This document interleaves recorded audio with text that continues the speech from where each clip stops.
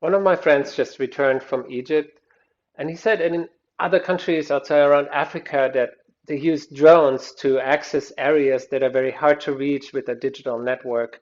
And it's a kind of a new emerging generation growing up with the internet, but they access it quite often through different platforms. Like we used to use the desktop as our login to the internet. My daughter's generation now uses a mobile phone mostly to access the internet. So it's a different experience, and it's called a leap generation because we jump right into the mobile.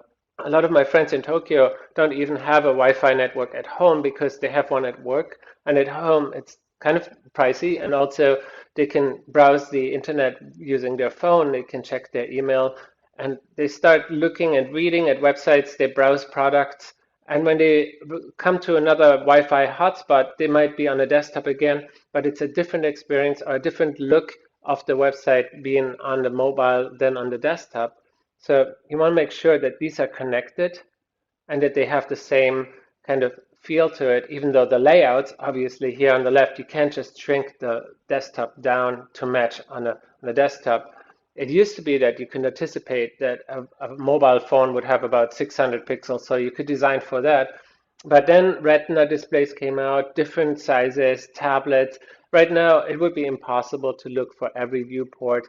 I think that the thumb on this size has a certain range that you can reach very easily, so you could keep the most important buttons in that range, because you might be not be able to use both hands at this time. And you could be a contextual awareness that if you know this is a mobile phone and it's shaking, you can detect it as well. You could make the text larger. You could have the colors, give the colors enough contrast to read it, even if you're in a dim light on a train. So typography is very important, of course, because a lot of the content on the web is text, written text. So now we have variable fonts, which make it even easier to change the sizes. And you only download one typeface, and then you can change the axis to make it more bold or italic, or even adding serifs and all sorts of axes that you can add to that. It's a new thing.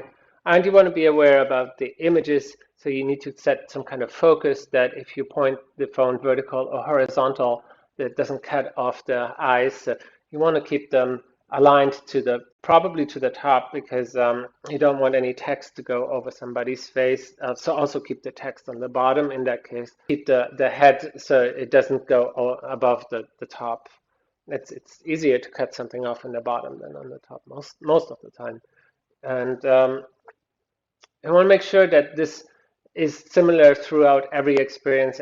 If you look at it on a desktop or a mobile or a tablet, that it's sort of the same look and feel, and you just have modules that rearrange in different positions. And that makes it truly a flexible, fluid, responsive web design.